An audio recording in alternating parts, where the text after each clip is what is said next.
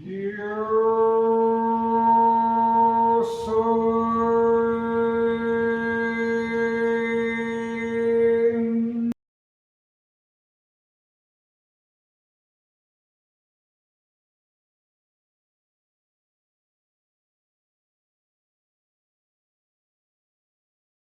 Pero bueno, vamos a continuar también con el siguiente artículo de la Declaración Universal de los Derechos Humanos que hemos estado estudiando. Nos toca el artículo 18. Toda persona tiene derecho a la libertad de pensamiento, de conciencia y de religión.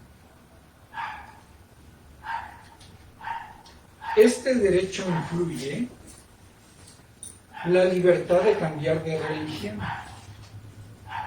o de creencia, así como la libertad de manifestar su religión o su creencia individual y colectivamente, tanto en público como en privado, por la enseñanza, la práctica, el culto y la observancia. Este es un artículo muy interesante porque habla de nuestras creencias, puede ser de nuestra espiritualidad, de nuestra visión del mundo. Y aquí quiero incluir no solo a los que se admiten religiosos o que tienen una creencia religiosa de algún grupo religioso del mundo, sino incluso aquellos que se llaman ateos o agnósticos. También es una creencia, también es una posición. Por eso lo interesante es que este artículo no empieza hablando de las religiones, empieza hablando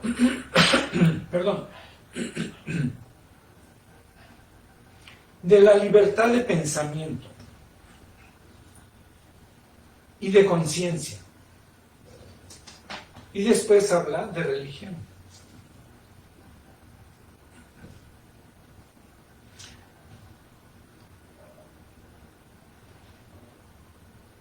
Pongámoslo así.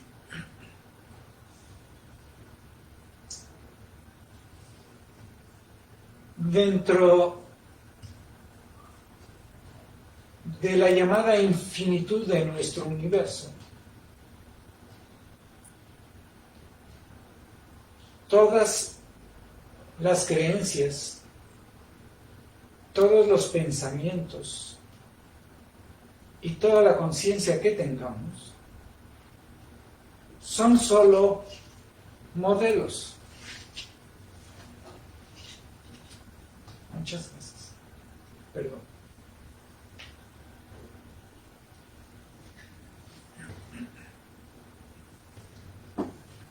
Son solo modelos de la realidad.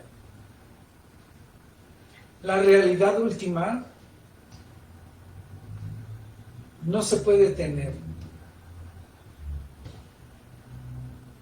Los yogis dicen que se puede experimentar, se puede llegar ahí. Pero si la experimentas, en el momento en que la tratas de traducir en palabras, ya no es. Porque los mismos conceptos de cada idioma destruirían la totalidad.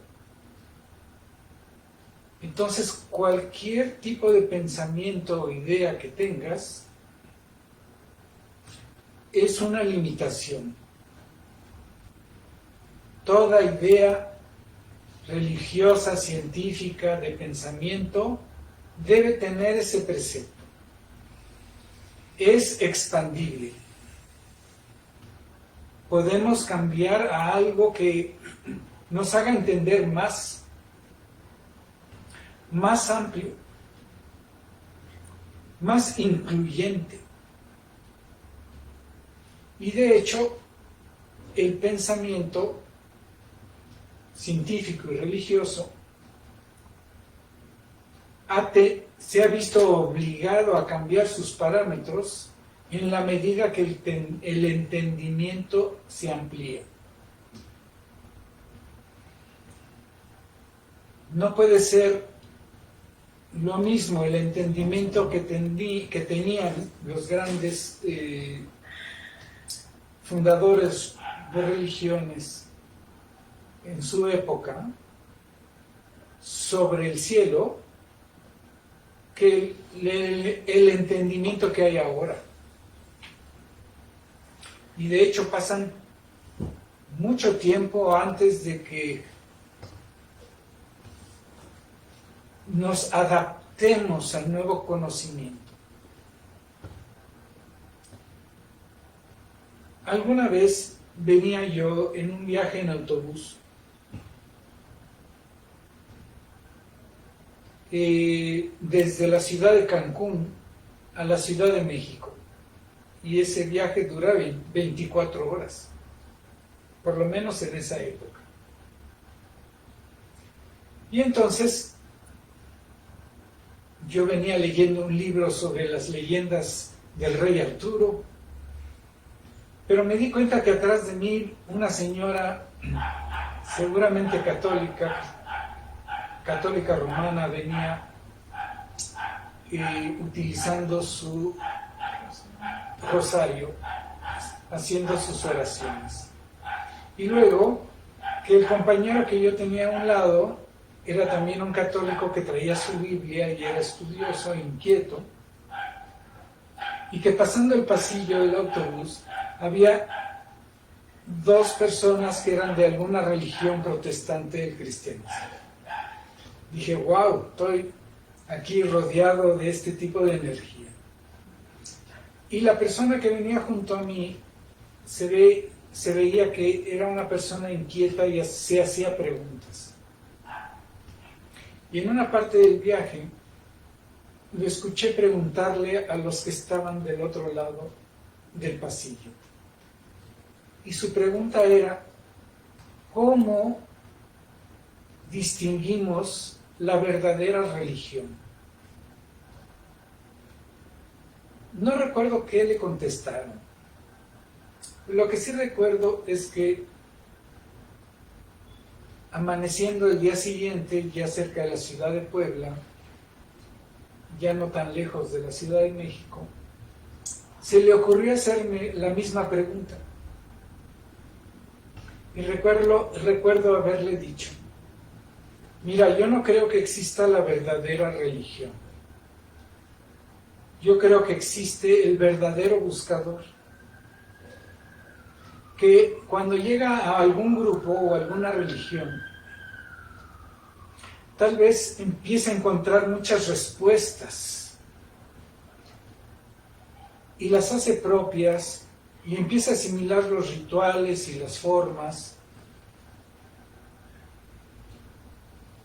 Y llega un momento dado donde puede elegir, a pesar de que sus dudas continúen o surjan otras, quedarse ahí porque ya conoce la estructura de esa organización o seguir buscando.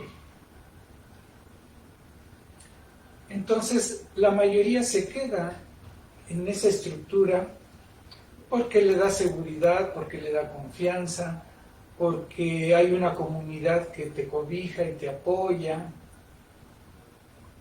Y unos pocos, los verdaderos buscadores, cuando se dan cuenta que algunas de sus preguntas no pueden ser satisfechas, deciden irse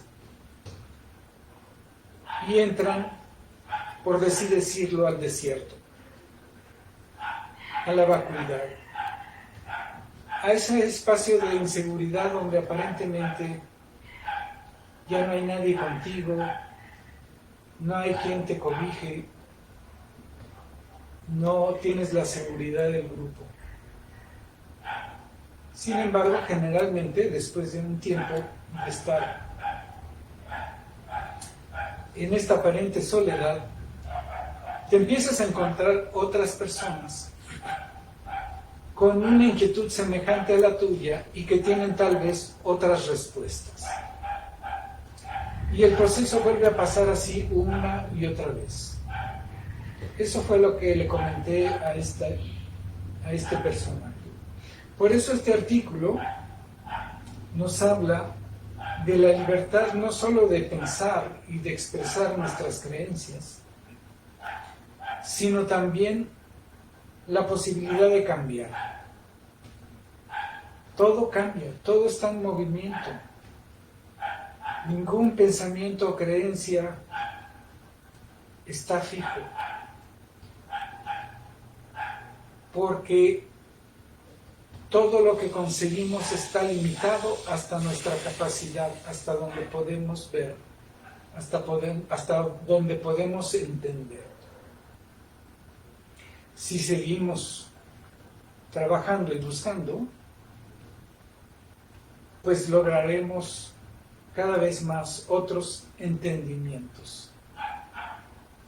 Por eso es esencial esta libertad. Y no solo pasa en la religión, en las ciencias también. Si leemos la historia de las ciencias, hay muchos